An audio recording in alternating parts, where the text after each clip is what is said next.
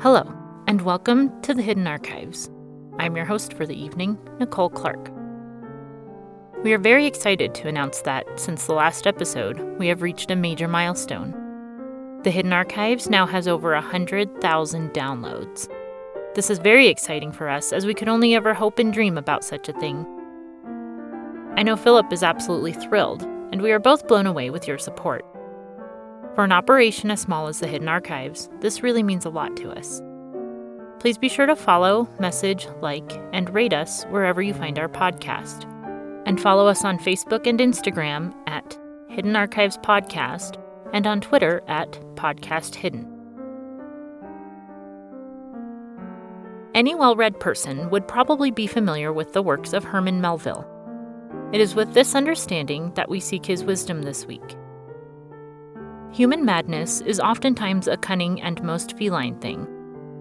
When you think it fled, it may have but become transfigured into some still subtler form.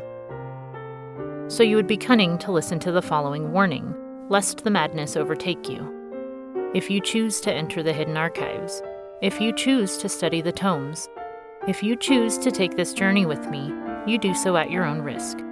Profanity and disturbing content will follow. This is your warning. It has been said that the road to hell is paved with good intentions.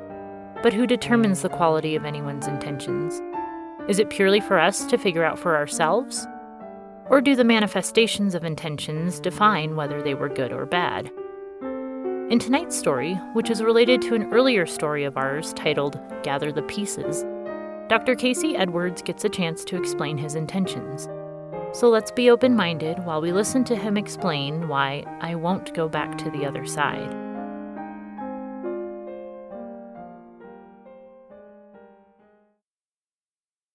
My name is Dr. Casey Edwards, but I fear my reputation precedes me.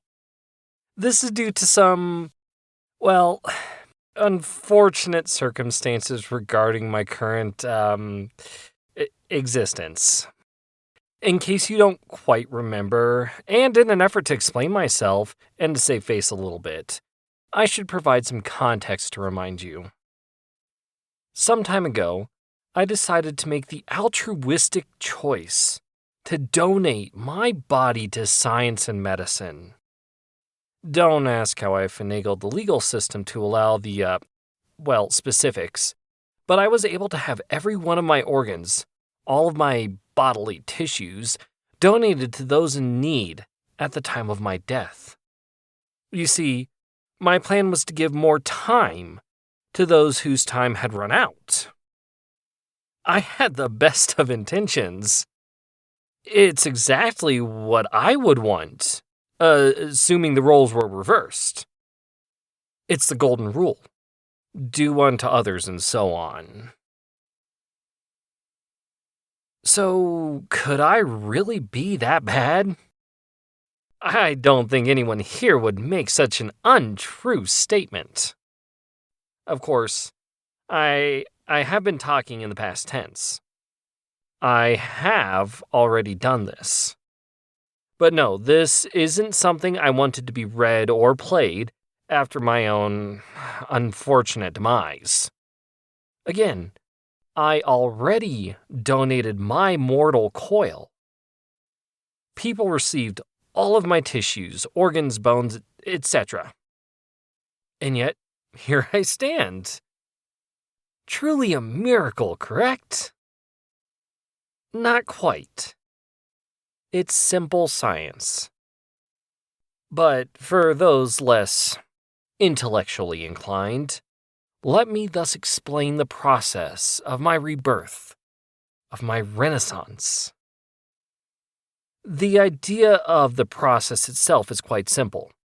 The human body has an incredible ability to heal. A severed limb, for example, may be reattached. The brain can rewire itself after a traumatic injury. Arteries can constrict to prevent blood loss when they've been opened. It's really incredible what some people have come back from, you know? Of course, the process is never perfect. For millennia, people have searched for ways to enhance the healing process. I could cite about 1,000,001 different advances in modern medicine, though this isn't really my field of expertise. What I really want to highlight is what our ancestors did to advance medicine. They found herbs with magical properties, some of which have been studied and are still used to this very day. Ever taken an antibiotic to stave off an infection? Well, many of those come from mold or fungi. And painkillers. Many of those come from a little flower called an opium poppy. Tell me there isn't magic in these sciences. Our ancestors knew some shit. But they didn't know everything. Neither do modern doctors. But I do. Well, I suppose I shouldn't exaggerate. I don't know everything. I just know too much. Of course, now, not only do I come off as holier than thou, but also like some know-it-all. Perhaps I've done this so that you have reason to dislike me. I don't need your validation, however. I just want you to form an informed opinion of me. And if you're going to dislike me, I want you to do that for the right reasons.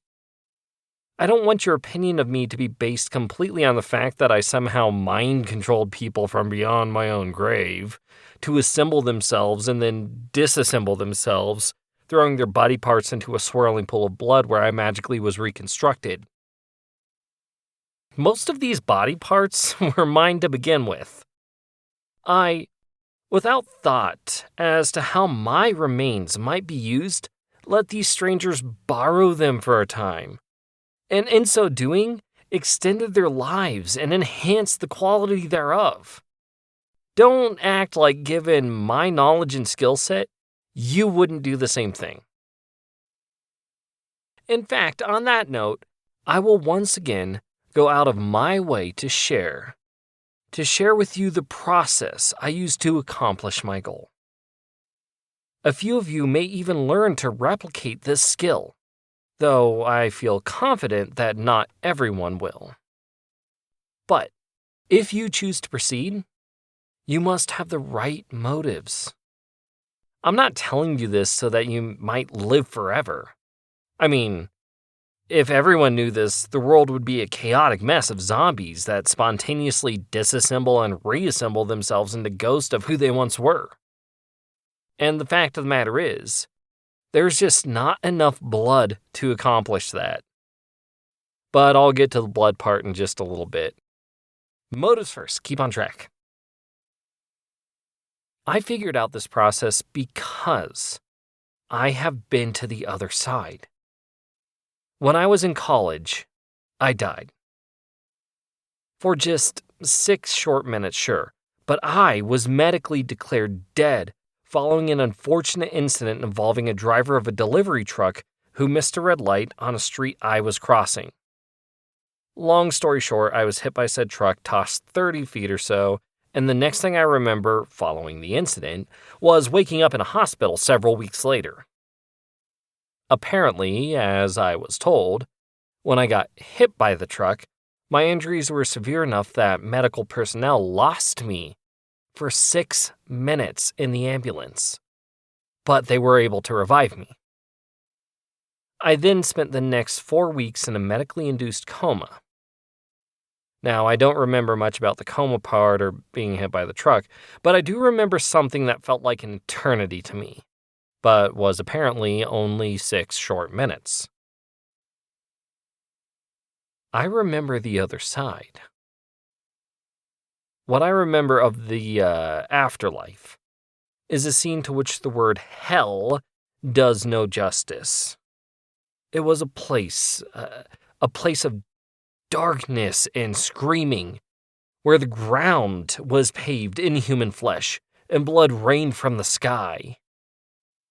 I won't go into further details because it's just something that not only can I not comprehend, I don't want to comprehend. I fear, had I spent enough time there, I would have become one with that landscape, but fully sentient, fully aware, for all of eternity. I know most people would have used this as a wake-up call. They might find religion or make promises to God or whatever, but not me. After what I saw, and you don't even know the half of it, I concluded that there was no God. I also came to several other conclusions. First, that I have no business returning to the other side. Second, that if I could do anything to prolong my life and anyone else's on this miserable planet, I would. And third, after I had completely healed, I concluded that the human body really does have an amazing ability to do just that. After all, if that's what awaits us on the other side, no wonder the body can come back from so much. I just needed to find a way to enhance this process, to perfect it for myself. But I found that not all the answers could be found in modern science. Some of the answers came from the past. Some came from other realms. Obviously, I had concluded, nay, proven, that other realms exist. But how could I access their knowledge? That's when it struck me. I didn't have to access it. I had to have access to it. After all, you don't need to know brain surgery to benefit from it. You just let the professionals do the work for you. I would let the beings of these other realms, these cosmic emergency room professionals, guide the work. But when the time came, I would need to let them know. But how? And let them know to do what exactly? Well, this baffled me. I couldn't figure it out for the literal life of me. But the answer was right there. I needed the help of others, right? Others in different realms? But what about others in this realm? Yes! This was the answer. I reasoned that if I ever became gravely injured or infirmed again, I could use other people to heal me. But not by working on me, but by working on themselves. If my tissues were given to other people upon my bodily death, then these tissues would not only live on, but they would heal in amazing ways. Even the aging process could be reversed if given to candidates younger than myself, as their cells would eventually replace my own in the region of transplant. Well, that solved one problem, but I would still be sent to the afterlife, right? To the other side? Well, only if I was actually dead. So at the end, they would take my less vital organs first. My eyes go to that person, some of my skin is grafted onto this person, a hand here, a kidney there. Look, no one feels a thing after a haircut. You can lose some bits and pieces and still be alive, still be you. But the vital stuff would have to wait. My heart couldn't go until the very end. And what about my brain? Simple. Keep blood flowing through it, and study it if you'd like. Just don't slice it up. Hell, they could even try a head or a brain transplant for all the fucks I gave. So I'd figured out how to keep my body going. Great. This is a Band-Aid at best. How do I get myself back, though? Well, I had to do just that. I had to find some way to reassemble my pieces after the healing process had taken place, after many other individuals had paused their own journey to the other side. This is where science had the answer. I could essentially encode my pieces to want to reassemble. It's basically what an addict goes through. You can train your body to need certain chemicals, be those foreign chemicals as might occur in drugs or alcohol, or be those chemicals that originate in your own body, like adrenaline for a thrill junkie. That may be oversimplifying, come to think of it. To put it a bit differently, to explain the actual process somewhat, I developed an enzyme that would, over time, saturate every cell of my body. Of course, to make this work, I had to dose myself, just a little bit at a time. Just like the kings of old who would try to make themselves immune to a poison by ingesting small amounts of it over a great period of time. The thought is that once I reach a certain level of the enzyme, that level would be the new equilibrium. If one part of my body fell out of balance, the rest of the body would have to work together to fix the balance. So the whole body would work in unison. All the parts would come together. But what if they were removed and separated? Well, they would have to be in proximity to heal. Making this happen was more simple than you might think. For this, I took another page from the addict's book. Did you know that an addict is more likely to overdose in an unfamiliar place? They build routines where they partake the most. So every time I would dose myself with the enzyme, I went to one particular little bunker that I had constructed in the Canadian wilderness.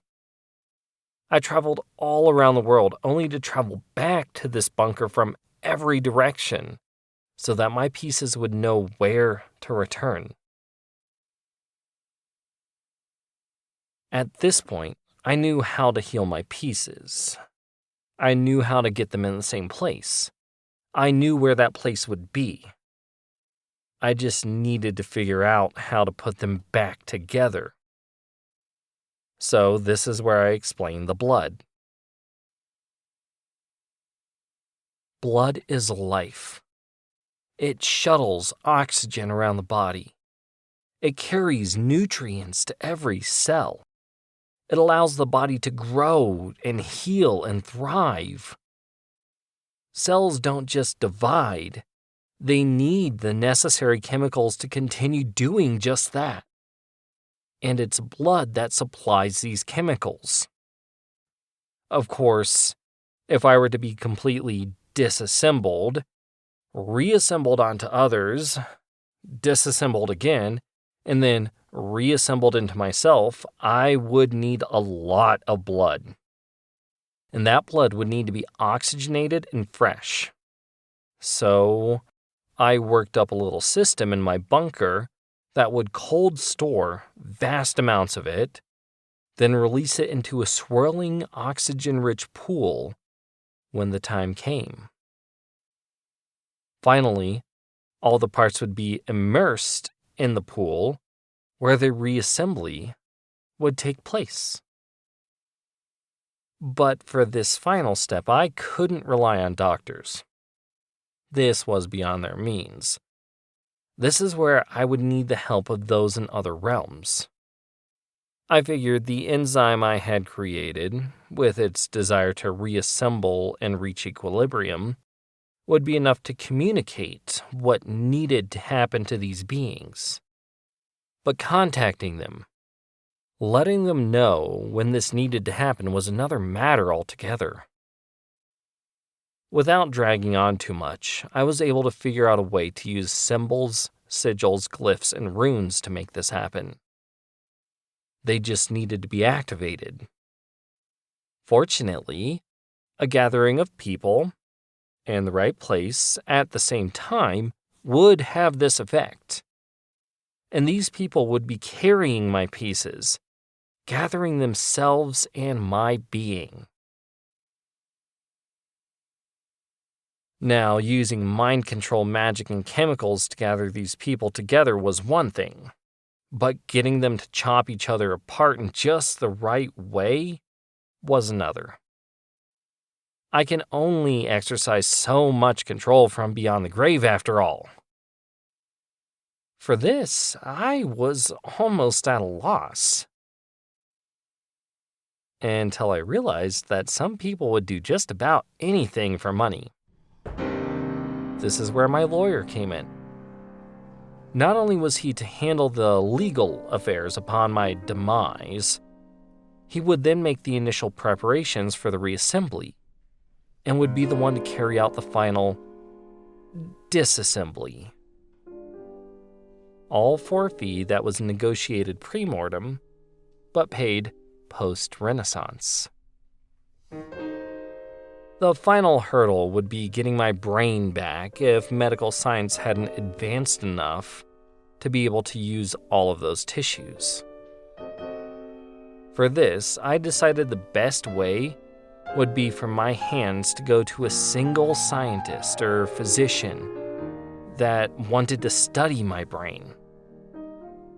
That way, it would be my own hands taking care of and transporting the very thing where my me resides. I must say, my lawyer is really good at making sure my wishes were carried out. He was able to organize a little accident for a prominent neuropsychologist around the time of my death. This neuropsychologist wouldn't need a pre-existing desire to study my brain, though. They would just need the knowledge to do so. The enzyme would take care of the rest. Okay, so this last individual may have had to suffer a little bit for my sake. But I would make it worth their while. Once my hands were removed from their vessel during the gathering of my pieces, I would have plenty of spare parts to replace that which they had lost. I would need some help getting back to my life, so another person would be absolutely critical here.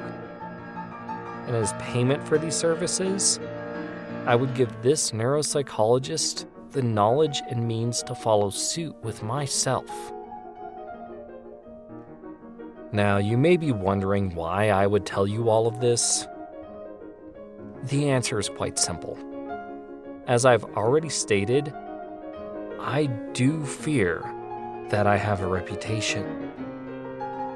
I have already gathered my pieces once and will do it again.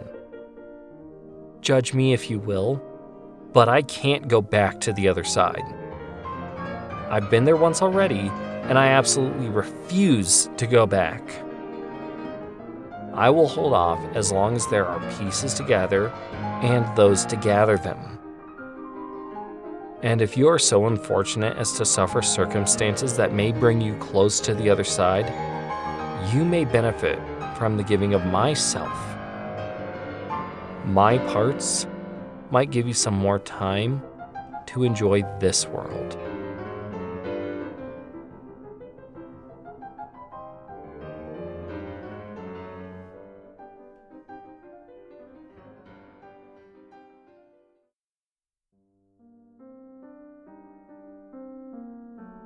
I do think that Dr. Frankenstein would have a lot to talk about with Dr. Edwards here. After all, they are both doctors, and both collectors of sorts. Thanks once again for joining us. Please remember to share this show with your friends and family. The next episode should be posted in about 2 weeks' time. Thank you for your patience as we juggle another season of the Hidden Archives with the other responsibilities of our more mundane lives.